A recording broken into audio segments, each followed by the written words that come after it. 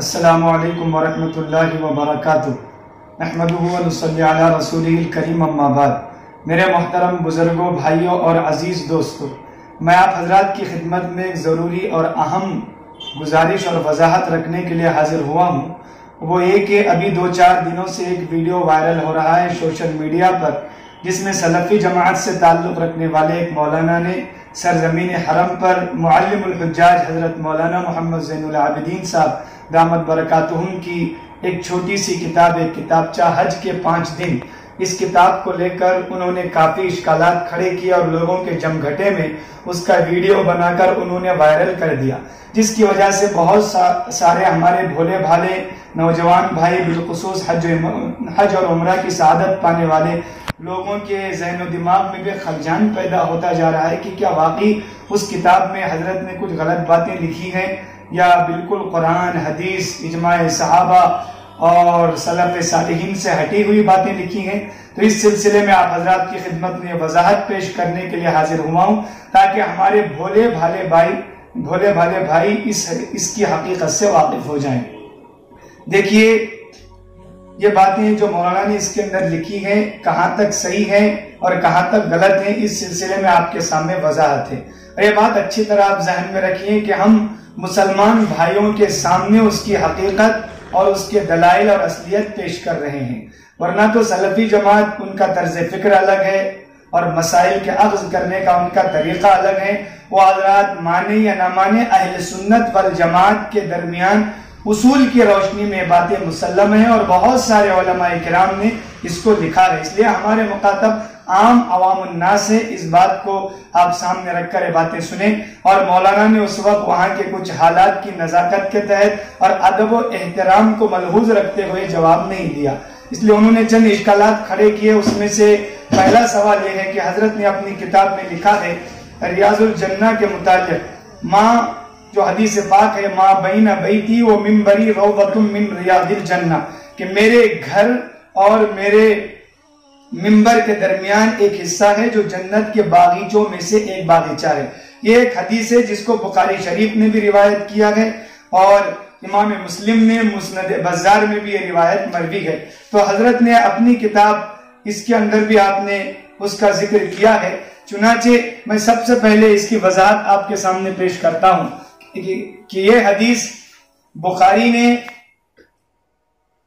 حدیث نمبر 1194، اسی طریقے سے مسلم شریف اور مسند بزار میں بھی یہ حدیث مروی ہے۔ اس کا ترجمہ بھی میں نے آپ کے سامنے پیش کیا۔ اب اس کا کیا مطلب ہے، اس سلسلے میں شارح بخاری فتح الباری کے مصنف علامہ ابن حجر عسقلانی، شارح مسلم علامہ نووی رحمۃ اللہ علیہ نے اس کی وضاحت بیان فرمائی ہے۔ علامہ ابن حجر عسقلانی فتح الباری صفحہ نمبر 100 جلد نمبر 4 میں لکھتے ہیں، اس سلسلے میں علماء کرام کے مختلف اقوال ہیں۔ 3 قول خاص طور پر قابل ذکر اور ترجیح دی گئی ہے۔ نمبر 1، اس جگہ پر بیٹھنے کی سعادت و اطمینان جنت کی کیاریوں کے مانند مشابہ ہے۔ اس حدیث کا ایک مطلب یہ ہے۔ دوسرا مطلب، اس جگہ پر عبادت کرنا جنت میں دخول کا سبب ہے، یعنی جنت میں داخل ہونے کا سبب ہے۔ نمبر 3، یہ جگہ آخرت میں واقعی جنت کا حصہ بنا دیا جائے گا۔ پھر آگے چل کر ابن حجر نے لکھا ہے، اکثر علماء کی یہی رائے ہے کہ اس حصے کو واقعی جنت کے ساتھ ملا دیا جائے گا۔ پھر امام مالک کا قول بھی نقل کیا ہے کہ یہ جنت ہی سے لایا ہوا ایک ٹکڑا ہے، اس کو پھر جنت ہی کے ساتھ ملا دیا جائے گا۔ یہ تفصیلات ہے۔ امام نووی رحمۃ اللہ علیہ نے شرح مسلم میں جلد نمبر 1 صفحہ 161-62 میں لکھا ہے، ذکروا فی معناہ قولین، شارحین حدیث نے اس حدیث کے 2 مطلب بیان کیے ہیں۔ احدہما ان ذلک الموضع بعینہ ينقل الی الجنہ، پہلا مطلب ہے کہ یہ جگہ یعنی ریاض الجنہ کا حصہ واقعی جنت تک منتقل کر دیا جائے گا اور جنت سے ملا دیا جائے گا۔ والثانی، اور دوسرا مطلب، ان العبادۃ فیہ تؤدی الی الجنہ، کہ دوسرا مطلب ہے کہ اس جگہ پر عبادت کرنا جنت تک پہنچنے کا ذریعہ ہے۔ تو حضرت نے ایک جزیہ اس کتاب کے اندر لکھا ہے کہ فقہائے کرام نے اسی وجہ سے مسئلہ لکھا ہے کہ اگر کوئی شخص ریاض جنہ میں کھجور کھا کر آئے اور یہ کہے کہ میں جنت سے کھجور کھا کر آ رہا ہوں تو وہ جھوٹا نہیں ہوگا. کیوں؟ اس لیے کہ یہ حصہ واقعی جنت کے ساتھ ملا دیا جائے گا. اور امام مالک کے بقول یہ جنت ہی کا ایک حصہ ہے. بالفعل ابھی ہو یا بالقوا آئندہ ہو، فی الحال ہو فی المآل ہو، یہ جنت میں ملا دیا جائے گا. چنانچہ فقہاء نے اسی بنیاد پر یہ مسئلہ لکھا ہے. اگر کوئی شخص وہاں کھجور کھا کر آئے اور یہ کہے کہ میں جنت میں کھجور کھا کر آیا ہوں تو جھوٹا نہیں ہوگا. چنانچہ مولانا نے بھی جو بات اس کتاب کے اندر لکھی ہے وہ اپنی طرف سے من گھڑت بات نہیں ہے، باقاعدہ اس کی نظیر، اس کی اصل موجود ہے. یہ ایک مسئلے کی وضاحت تو یہ ہو گئی. اور دوسرا مسئلہ ہے مزدلفہ کی رات میں جاگنا شب قدر میں جاگنے سے افضل ہے. یہ مزدلفہ کی رات کے تذکرے میں حضرت نے بات لکھی ہے. تو اس سلسلے میں وہ مولانا نے اعتراض کیا ہے کہ شب قدر سے بڑھ کر تو کوئی رات نہیں ہے، یہ آپ نے کیسے لکھ دیا ہے. تو اس سلسلے میں آئیے کہ علماء کرام اس سلسلے میں کیا کہتے ہیں. سب سے پہلے میں آپ کے سامنے حدیث پیش کروں گا. ترمذی شریف اور ابن ماجہ شریف کی حدیث ہے. باب صیام العشر کے تحت یہ حدیث سند ضعیف کے ساتھ روایت کی گئی ہے اور اس کے آخر میں کہا گیا وَإِنَّ صِيَامَ يَوْمٍ فِيهَا لَيَعْدِلُ صِيَامَ سَنَةٍ وَلَيْلَةً فِيهَا بِلَيْلَةِ الْقَدْرِ. ابن ماجہ 124، ترمذی جلد نمبر 1 158. یہ دیوبند سے چھپی ہوئی ہے، پرانا نسخہ ہے. تو یہ باتیں عشرہ ذی الحجہ کے دن افضل ہیں یا رمضان کے آخری 10 دن افضل ہے، اس سلسلے میں علماء کے درمیان بحث ہے اور علماء کرام کی مختلف باتیں اس سلسلے میں نقل کی گئی ہیں. اس کے ضمن میں یہ حدیث بھی ہے کہ ذی الحجہ کے 10 دنوں میں سے ایک دن کا روزہ سال بھر کے روزوں کے برابر ہے اور ذی الحجہ کی راتوں میں سے ایک رات کی عبادت شب قدر کی عبادت کے برابر ہے. ایک تو یہ برابری کے سلسلے میں بات لکھی گئی ہے. ملا علی قاری نے، مختلف شارحین حدیث نے اس رات کی فضیلت کی مختلف وجوہات کا ذکر کیا ہے. ایک بات. اب دوسری بات کہ حضرت نے جو لکھی ہے کہ شب قدر سے بھی افضل ہے. حضرت نے لکھا اس رات میں جاگنا شب قدر سے افضل ہے. اس سلسلے میں علامہ ابن عابدین شامی رحمت اللہ علیہ نے کتاب الحج میں جو فقہ حنفی کی مائناز کتاب ہے اس بحث پر تبصرہ کرتے ہوئے بات لکھی ہے کہ بعض علماء کے نزدیک اس رات میں جاگنا شب قدر کے یعنی شب قدر کے برابر ہے، بلکہ شب قدر سے بھی بڑا ہوا ہے. ابن عابدین شامی نے تو لکھا ہے کہ یہ شب قدر سے بھی افضل رات ہے بعض علماء کے نزدیک. اسی طریقے سے الجوہرہ ایک کتاب ہے، قدوری کی شرح ہے، اس میں بھی بات لکھی ہوئی ہے. اور اسی طریقے سے روح المعانی نے صفحہ نمبر 194 جلد نمبر 30 میں اس پر تبصرہ کرتے ہوئے لکھا ثم ان ظاہر کلام بعض الحنفیۃ كصاحب الجوہرہ ان لیلۃ النحر افضل من لیلۃ القدر وسائر لیالی السنہ، کہ بعض حنفیہ کے کلام کے ظاہر سے بات واضح ہوتی ہے جیسے صاحب جوہرہ ہے کہ مزدلفہ کی رات جس کو لیلۃ النحر کہا جاتا ہے یہ شب قدر سے بھی افضل ہے، بلکہ تمام سال کی راتوں سے افضل ہے. یہ بات انہوں نے لکھی ہے. تو اب اس سلسلے میں علماء کرام نے جو کچھ شب قدر سے افضل ہونے کی بات لکھی ہے وہ ایک جزوی اور اضافی چیز ہے. اس میں کوئی شک نہیں ہے کہ جمہور کے نزدیک احوات اور معتدل بات یہی ہے کہ شب قدر افضل اللیالی ہے، تمام راتوں میں افضل ہے، اس لیے کہ قرآن سے منصوص ہے. اسی طریقے سے جزوی اور اضافی بعض فضیلتیں ہوتی ہیں، جیسے حدیث میں آتا ہے اگر کوئی شخص 1 مرتبہ سورہ فاتحہ اور 3 مرتبہ قل ہو اللہ پڑھ لے تو وہ ایک قرآن کے برابر اس کا ثواب ہوتا ہے. اس کا مطلب یہ نہیں کہ وہ قرآن کے برابر ہو گیا. اسی طریقے سے بعض چیزیں نسبت کے اعتبار سے ہوتی. بعض علماء نے کہا ہے یہ حاجی کی طرف دیکھتے ہوئے یہ لیلۃ النحر مزدلفہ کی رات افضل ہے کیوں اس کے اندر کئی خوبیاں اور کئی فضائل جمع ہو گئے ہیں. جس طرح علامہ ابن تیمیہ نے بھی، علامہ ابن قیم نے، بعض علماء نے کہا معراج کی رات حضور کی طرف دیکھتے ہوئے شب قدر سے بھی افضل ہے. تو بعض چیزیں نسبت کے اعتبار سے ہوتی ہیں، لہذا شب قدر افضل اللیالی ہے. اور ذی الحجہ کے 10 دن افضل ہیں یا رمضان کے آخری 10 دن یہ عشرہ افضل ہے یا وہ عشرہ افضل ہے، اس پر علماء نے معتدل باتیں لکھی ہیں۔ ذی الحجہ کے 10 دن افضل ہیں رمضان کے آخری 10 دنوں کے 10 دنوں سے، یعنی آخری عشرے کے 10 دنوں سے، اور رمضان کی آخری 10 راتیں افضل ہیں ذی الحجہ کی راتوں سے، اس لیے کہ شب قدر اس میں موجود ہے۔ تو معلوم ہوا کہ شب قدر افضل رات ہے، لیکن یہ جو فضیلت ہے جزوی اور اضافی فضیلت ہے، لہٰذا یہ بات بہت سارے علماء نے لکھی ہے۔ روح المعانی میں بھی اس کا ذکر ہے، الجوہرہ میں بھی اس کا ذکر ہے، اور ابن عابدین شامی نے بھی اس پر کلام کرتے ہوئے بعض علماء کا یہ قول نقل کیا ہے۔ لہٰذا اس سلسلے میں پریشان ہونے کی ضرورت نہیں ہے، حضرت نے جو بات لکھی ہے وہ اپنی طرف سے نہیں ہے، اور یہ جزوی اور اضافی چیز ہے۔ حضرت نے جاگنا لکھا ہے، یعنی اس کی عبادت ہر اعتبار سے شب قدر سے افضل یہ بات نہیں لکھی ہے۔ اور تیسری چیز ہے سلام کے طریقے کے متعلق۔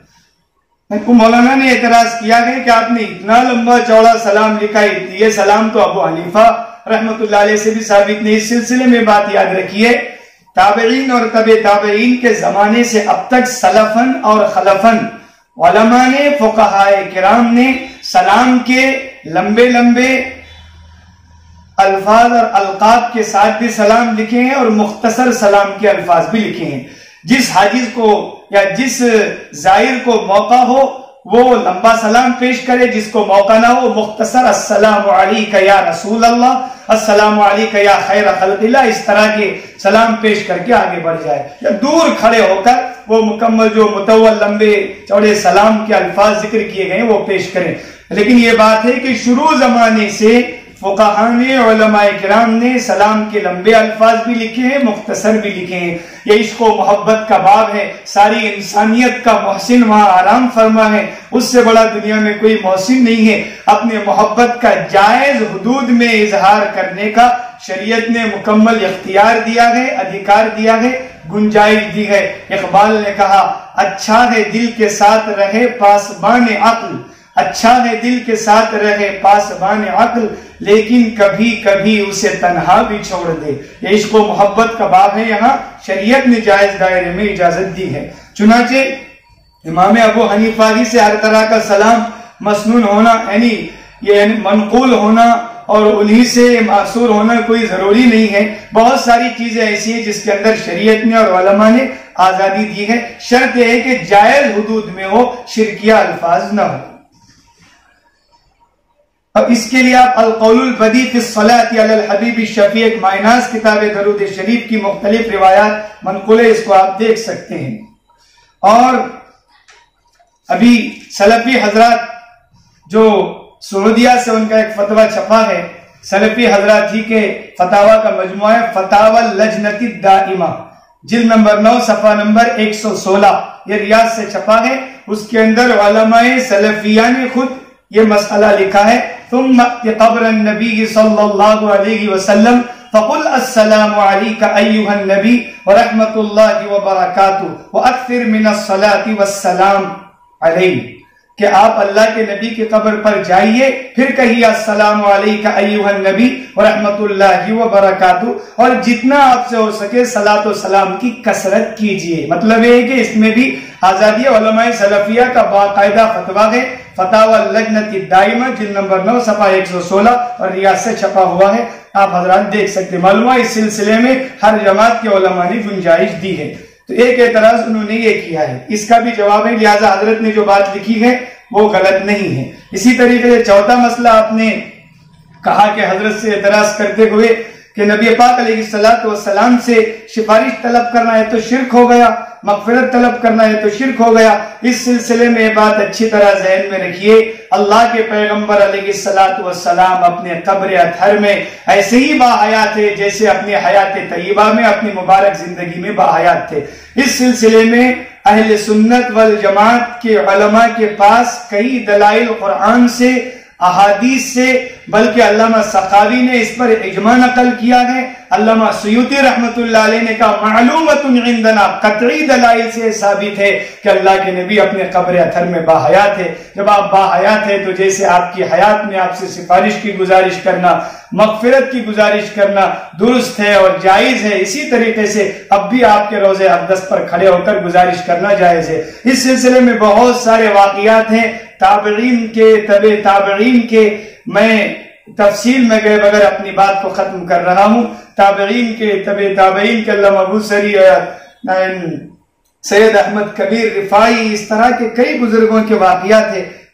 ابن کثیر نے، قرطبی نے، اسی طریقے سے خلاصۃ الوفا میں، المحیط فی التفسیر میں دو واقعات خاص طور پر ذکر کیے گئے۔ ایک حضرت علی کا واقعہ، انہوں نے فرمایا اللہ کے پیغمبر علیہ السلام کے وفات کے 3 دن کے بعد ایک دیہاتی آپ کے قبر اطہر کے پاس آیا اور زار و قطار رونے لگا، اور اس کے بعد کہنے لگا اے اللہ کے نبی، آپ پر اللہ نے آیت نازل فرمائی ہے کہ وَلَوْ أَنَّهُمْ ظَلَمُوا أَنفُسَهُمْ فَاسْتَغْفَرُوا، کہ اگر یہ لوگ اپنے آپ پر ظلم کر دیں پھر آپ کے پاس آ کر مغفرت طلب کریں، فَاسْتَغْفَرَ لَهُمُ الرَّسُولُ، پھر اللہ کے رسول ان کے لیے مغفرت طلب کریں تو اللہ تعالیٰ ان کی مغفرت فرما دیتا ہے۔ اس دیہاتی نے آیت پڑھا اور کہا اے اللہ کے پیغمبر، میں نے اپنے آپ پر ظلم کیا ہے، آپ کی خدمت میں مغفرت کی گزارش کرتا ہوں، آپ اللہ کے دربار میں میری مغفرت کے لیے سفارش کر دیجئے، دعا کر دیجئے۔ حضرت علی فرماتے ہیں قبر سے آواز آئی قد غفر لک، تیری مغفرت کر دی گئی۔ آپ حوالہ نوٹ فرما لیں، الجامع لاحکام القرطبی، الجامع لاحکام القرآن، قرطبی صفحہ 172، جلد 5، دارالعلومیہ بیروت سے چھپی ہے۔ اور ابن کثیر نے کہا ہے، علامہ عتبی کا واقعہ اسی نوعیت کا ہے، وقد ذکر جماعت، ایک علماء کی جماعت نے اس واقعے کو ذکر کیا ہے۔ علامہ عتبی کا بھی اسی طرح کا واقعہ ہے کہ خواب میں اللہ کے نبی علیہ السلام نے بشارت دے دی۔ تو یہ چیز بھی ہمارے سامنے ہے کہ باقاعدہ اللہ کے پیغمبر علیہ السلام اپنے قبر اطہر میں باحیات ہیں، اور آپ سلام کرنے والے کے سلام کو سنتے ہیں۔ درود پاک کی کئی حدیثوں میں ہے کہ آپ جب دور سے سلام بھیجتے ہیں تو مجھ تک پہنچا دیا جاتا ہے، اور جب قریب آ کر سلام کرتے ہیں تو میں خود آپ کے سلام کو سنتا ہوں۔ اور چنانچہ دیکھ اللہ کے پیغمبر علیہ السلام اور تمام انبیاء کے اپنے قبور مطہرہ میں زندہ ہونے، باحیات ہونے کے لیے کئی احادیث ہیں۔ مثال کے طور پر الانبیاء احیاء فی قبورہم، تمام انبیاء اپنے قبروں میں باحیات ہیں، یہ مسند ابو یعلا اور بیہقی کی حدیث ہے۔ اسی طریقے سے ان اللہ حرم علی الارض ان تأکل اجساد الانبیاء، ایک صحابی نے پوچھا آپ ہمارے سلام کا جواب کیسے دیتے ہیں جبکہ آپ تو دنیا سے چلے گئے، ہم سے جدا ہو گئے؟ تو حضور نے جواب دیا ان اللہ حرم علی الارض، بے شک اللہ نے زمین پر حرام کر دیا ہے کہ وہ نبیوں کے اجسام مطہرہ یعنی ان کے پاکیزہ جسموں کو کھا لے۔ یہ ابن ماجہ کتاب الجنائز میں یہ حدیث ہے۔ تو اس طرح کی کئی حدیثیں جس میں نبی اللہ حی یرزق، اللہ کے نبی باحیات ہوتے ہیں، ان کو رزق دیا جاتا ہے۔ چنانچہ حیات النبی کا مسئلہ قرون اولا پہلے زمانے سے علماء کرام کے درمیان موضوع بحث رہا ہے۔ ہمارے پاس مضبوط دلائل ہے، جن ساتھیوں کو مزید وضاحت تفصیلات چاہیے الحمدللہ اس کے دلائل موجود ہیں۔ میں پھر آخر میں ایک مرتبہ کہ بہت سارے بھولے بھالے مسلمان اس سلسلے میں پریشان ہو رہے ہیں اور یہ سمجھ رہے ہیں کہ مولانا نے من گھڑت باتیں لکھی ہے، صرف مولانا کی نہیں ہے۔ اور یاد رکھیے ہم کسی شخصیت کی حمایت اور طرفداری میں بات آپ کے سامنے نہیں رکھ رہے ہیں، بلکہ جماعت کے تحفظ کا مسئلہ ہے۔ ہمارے تمام مسلمان بھائیوں سے گزارش ہے، کئی علماء نے باتیں لکھی ہیں، اس کی دلائل موجود ہیں۔ جو حضرات اس طرح کا پروپیگنڈا کر رہے ہیں وہ خامخواہ ان کی نادانی اور غلط فہمی ہے۔ بھولے بھالے عوام بھائیوں سے، ساتھیوں سے مؤدبانہ گزارش ہے، آپ سنجیدگی سے غور کریں اور سنجیدگی کے ساتھ اس مسئلے کو لے کر سوچیں۔ سلفی حضرات ان کا ایک طرز فکر الگ ہے، وہ حضرات اپنے مسلک کے ذمہ دار ہیں، ہم ان سے الجھنے والے نہیں، ہم آپ کو جواب دے رہے ہیں اور الحمدللہ ہر بات کا ہمارے پاس جواب موجود ہے۔ اور حضرت والا نے اس وقت حالات کے نزاکت کے تحت اور رسول اللہ کے روضہ اقدس کے احترام میں کوئی جواب نہیں دیا، اس کا مطلب یہ نہیں کہ اس کا کوئی جواب نہیں۔ الحمدللہ تمام چیزوں کے جوابات موجود ہیں۔ اللہ تعالیٰ